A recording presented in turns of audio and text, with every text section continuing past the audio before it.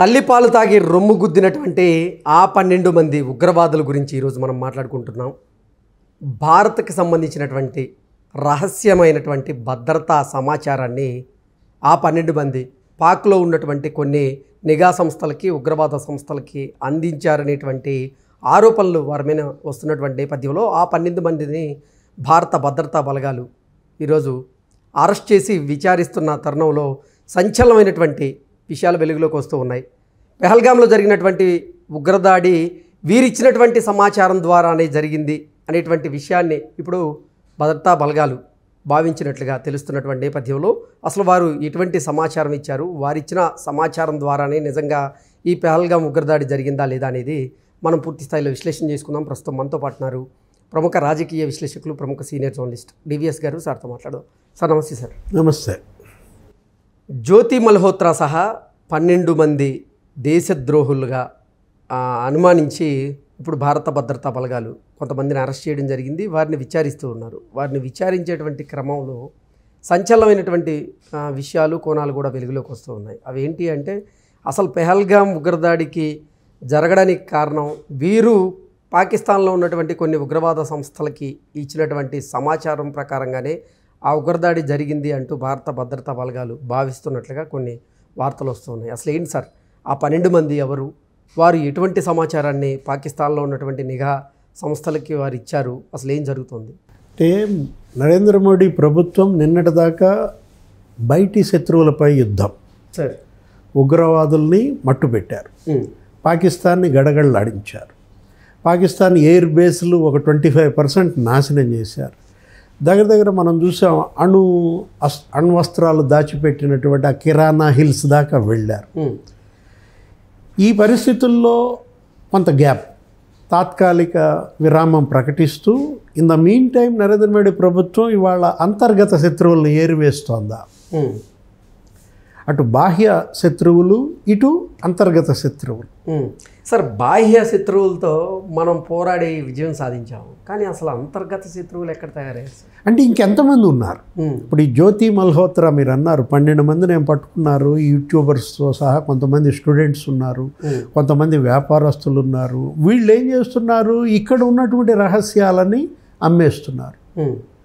ఇప్పుడు మనం చూసాం పహల్గాం దాడి, అది జరగకముందే ఆమె అక్కడికి వెళ్ళిందని జ్యోతి మల్హోత్రా అక్కడ యూట్యూబర్ పేరుతో ట్రావెల్ వీడియోలు చేస్తున్నా అనేటువంటి ఒక నెపంతో ఆవిడ పెహల్గాం ప్రాంతానికి వెళ్ళడం, అక్కడ వీడియోలు, ఫోటోలు తీయడం, వాటిని అసలు తీవ్రవాద సంస్థలకి, ఉగ్రవాద సంస్థలకి ఆవిడ అమ్మడం. అసలు ఏంటి సార్ దీన్ని ఎలా చూడాలి? అంటే డానిష్తో ఆమె యొక్క సంబంధాలు. ఇప్పుడు అమెరికా గూఢచారి అతను ఏంటి, ఆ ఎంబసీలో పనిచేస్తున్నటువంటి ఉద్యోగి ఎవరు పాకిస్తాన్ మనం చూసాం. ఆ రోజు వాతావరణంలో, ఆ యుద్ధంలో అక్కడ కేక్ కటింగ్ జరిగిందని కూడా అప్పట్లో వచ్చింది. ఆ కేక్ తీసుకొచ్చిన ఆ డానిష్, ఆ పక్కన ఈమె ఎవరు, జ్యోతి మల్హోత్రా. అంటే వీళ్ళ యొక్క విలాసవంతమైన జీవితం కోసం, వీళ్ళ లగ్జరియస్ దీనికోసం వీళ్ళేంటి దేశం రహస్యాలనే అమ్మేస్తున్నారు. అంటే హనీ ట్రాప్ మీకు తెలుసు, లేకపోతే మనీ ట్రాప్. ఇది ఇంకో ట్రాప్ అన్నమాట. ఇది ఒక రకంగా యూట్యూబ్ ట్రాప్. వీళ్ళు నువ్వు పెట్టుకున్నదేమో ట్రావెల్ విత్ జో, నువ్వేదో అక్కడ ఉన్నటువంటి ఆ క్షేత్రాల్లో లేకపోతే అక్కడ ఉన్నటువంటి ఆ పర్యాటక ప్రాంతాల్లో వాటిపైన జనాన్ని ఎడ్యుకేట్ చేస్తున్నానన్న ముసుగులో ఒక కోడ్ లాంగ్వేజ్ వాడేదని, ఆ కోడ్ వర్డ్ పట్టుకుని వాళ్ళకన్నీ తెలిసిపోయాయని. అంటే ఇలాంటి జ్యోతి మల్హోత్రాలు ఎంతమంది ఉన్నారు? గతంలో మనం చూసాం ఏంటి, అతను ప్రదీప్ DRDO శాస్త్రవేత్త, ఇట్లాగే ఇక్కడ రహస్యాలన్నీ పాకిస్తాన్కి చేరవేస్తున్నాడని. లేకపోతే మాధురి గుప్తా అంబాసిడర్, ఇక్కడ భారతదేశంలో ఉంటూ ఇక్కడ ఉన్నటువంటి గుట్టుమట్లు మన ఆర్మీకి సంబంధించి కావచ్చు, ఎయిర్ ఫోర్స్కి సంబంధించి కావచ్చు, నేవీకి సంబంధించి కావచ్చు. అంటే DRDOలో పనిచేసే శాస్త్రవేత్తలు ఎలా వీళ్ళు లోబడిపోతున్నారు అంటే ఇటు మనీ ట్రాప్కి లోబడేవాళ్ళు, లేకపోతే ఈ హనీ ట్రాప్, వీళ్ళ మీదకి వల విసరటం, ఆడపిల్లల్ని ప్రయోగించటం. ఇది ఇప్పుడు చాలా కలవరపరిచేటటువంటి అంశం. దేశ భద్రత ఇవాళ పెను ప్రమాదంలో చిక్కుకోవడానికి ప్రధాన కారకులు ఈ దేశ ద్రోహులు అన్నమాట. వీళ్ళ పట్ల అసలు ఎటువంటి నీకు క్షమించే ప్రసక్తే లేదు. వీళ్ళని ఏరువేయటం కాదు, వీళ్ళని ఉరి తీయాలి. ఎగ్జాక్ట్లీ. ఏది ఇలాంటివి దేశ భద్రతకి వీళ్ళు ముప్పు తెస్తున్నటువంటి ఈ దేశ ద్రోహుల్లో మనం చూసాం. నిన్న సిరాజ్ ఆంధ్రప్రదేశ్లో, సమీర్ ఇక్కడ తెలంగాణలో, ఇద్దరు పిల్లలు వీళ్ళ ట్రాప్లో పడటం. అసలు ఆంధ్రప్రదేశ్లో ఈ ఉగ్రవాదులకి హెల్ప్ చేసే వాళ్ళు ఉన్నారు అంటేనే చాలామంది నోరేళ్ళు పెట్టి చూస్తున్న పరిస్థితి ఉంది సార్. అంటే ఇవాళ ఒక హైదరాబాద్ కేంద్రంగా గతంలో జరిగిన దాడులు, దిల్సుఖ్ నగర్ బాంబు పేలుళ్ళ, సాయిబాబా టెంపుల్ దగ్గర, ఇంకా అనేక ప్రాంతాల్లో థ్రెట్ ఉన్నటువంటి నేపథ్యంలో ఎలా వీళ్ళు ఇక్కడ బంధుత్వాలు కలుపుకోవటం, పెళ్ళిళ్ళు చేసుకోవటం, అసలు బోల్డ్ మంది పాకిస్తాన్ ఇవాళ వియ్యంకులు పాత బస్తీలో ఉన్న నేపథ్యంలో వీళ్ళందరి పట్ల అప్రమత్తంగా ఉండటమే కాదు, అసలు ఇది ఒక గుణపాఠం కావాలి. ఏది 12 మందిని అరెస్ట్ చేసిన వాళ్ళకి వేసే శిక్ష కూడా భవిష్యత్తు తరాలకు కావచ్చు, ఇక్కడ ఉన్నటువంటి ఇతర వ్యక్తులకు కావచ్చు, అదొక లెసన్ కావాలి. ఇప్పుడు ఆ విజయనగరం కుర్రాడు ఏంటి, అతని పేరు సిరాజా, అతనేంటి గ్రూప్ 1 ఎగ్జామ్స్కి తర్ఫీదు కోసం హైదరాబాద్ రావడం. వాళ్ళ ఇంట్లో అందరూ కానిస్టేబుల్స్గా పనిచేసిన వాళ్ళే. ఏది వాళ్ళ అన్న ఒక కానిస్టేబుల్, వాళ్ళ నాన్న ఎక్కడో ఈ పోలీసులోనే పనిచేసిన నేపథ్యంలో అతను ఎస్ఐ కావాలనేది అతని కోరిక. గ్రూప్ 1 పరీక్షలకు వచ్చినాడు. మరి వీళ్ళ యొక్క ట్రాప్లో తగులుకోవటం, ఈ సమీర్తో స్నేహం ఎలా ఇప్పుడు ఈరోజు అతని అకౌంట్ చూస్తే 43 లక్షలు ఏమో అతని అకౌంట్లో ఉన్నట్టుగా కనపడుతుంది. వాళ్ళు బ్యాంకు కూడా ఏంటి నీకు ఎస్బీఐలోనో వాటిల్లోనో పెట్టుకోకుండా అకౌంట్ ఎక్కడ ఓపెన్ చేశాడు, కోఆపరేటివ్ బ్యాంకులో ఓపెన్ చేయడం, అసలు లాకర్లు అడగటం.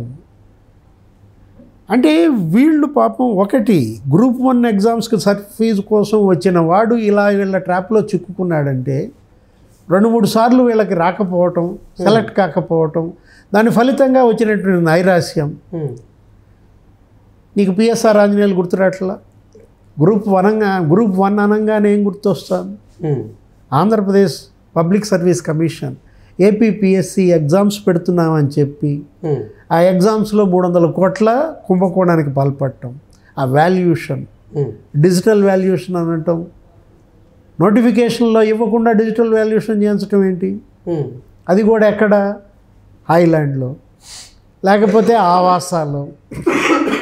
మాన్యువల్ వాల్యూషన్ అంటారు, డిజిటల్ వాల్యూషన్ అంటారు, చివరికి వెల్డర్లతో దిద్దించటం, లేదు ప్రైవేట్ టీచర్లతో దిద్దించటం, లేకపోతే అసలు కుక్ ఏది ఆ వంట మనిషితో దిద్దించటం, పోర్టర్ ఆ బండిల్స్ మోసుకొచ్చింది ఆడే, దిద్దేది ఆడే. అంటే ఎంతమంది నిరుద్యోగుల జీవితాలతో ఆడుకున్నారు అప్పట్లో పిఎస్ఆర్ ఆంజనేయులు, ఆ ఏపీపీఎస్సీ కమిషన్. ఇలా రాకపోవటం వల్ల 5-6 ఏళ్లుగా నిరుద్యోగంతో వాళ్ళు తల్లడిల్లి వాళ్ళు వీళ్ళ ట్రాప్లో చిక్కుకోవటం. అదే మనం అంటోంది, ఏది మనీ ట్రాప్ లేకపోతే హనీ ట్రాప్. డబ్బు కోసం ఎలా వీళ్ళు ఈ లగ్జరీ లైఫ్కి అలవాటు పడి ఈ విధమైనటువంటి తప్పుడు పనులు చేస్తూ చివరికి మీరు అన్నారేంటి, తల్లిపాలు దాగి రొమ్ముగుద్దు. వాళ్ళ దేశ ద్రోహులు వీళ్ళంతా కూడా. వీళ్ళ పట్ల అసలు ఉపేక్షించకూడదు. పాకిస్తాన్ పట్ల మనం ఏ విధంగా అక్కడ మొత్తం రూట్అవుట్ చేశామో, దగ్గర 150 మంది ఉగ్రవాదులు చంపేశారు. వీళ్ళని బహిరంగంగా ఉరి తీయాలి. మనం ఇప్పటి వరకు అసలు 140 కోట్ల మంది భారతీయులు మన వాళ్ళు అని చెప్పి గర్వంగా చెప్పుకుంటున్నాం. ఈ 140 కోట్ల మంది భారతీయుల్లో నిజంగా పాకిస్తాన్ కోసం పనిచేసే వాళ్ళు ఎంతమంది ఉన్నారు సార్? అంటే బాహ్య శత్రువులతో పోరాటం నువ్వేముంది, ఎదురు బదురు యుద్ధం చేయొచ్చు, కానీ అంతర్గత శత్రువులతో పోరాటం వీళ్ళు వెన్నుపోటు పొడుస్తున్నారు. వీళ్ళ పట్ల మరింత అప్రమత్తంగా ఉండాలి, నిఘాని ముమ్మరం చేయాలి, ఇంటెలిజెన్స్ ఒక కన్ను. అసలు మొత్తం భారతదేశ వ్యాప్తంగా ఉగ్రవాద సంస్థల కోసం పనిచేసే వాళ్ళు ఎవరైతే ఉన్నారో వారిని గుర్తించి ఏరివేయాల్సినటువంటి బాధ్యత అయితే మనం ఉన్నాం. దీనిపైన నరేంద్ర మోడీ ప్రభుత్వం వీలైతే ఒక ప్రత్యేకమైన టాస్క్ ఫోర్స్ని ఏర్పాటు చేయాలి. సరే, ఏది మొత్తం వివిధ రాష్ట్రాల్లో ఎక్కడెక్కడ ఉగ్రవాదుల ఆశ్రయం ఇస్తున్నారు, ఎవరెవరు మదర్సాల్లో మకాం వేస్తున్నారు, ఎవరెవరు ఇక్కడ కావాలని కొంతమందిని వలయిస్తున్నారు, ఈ హనీ ట్రాప్, వీటన్నిటిపైన కూడా దృష్టి పెట్టకపోతే భవిష్యత్తు తలుచుకుంటేనే బెంబేలెత్తుతున్నారు. Okay sir, thank you so much. నమస్తే.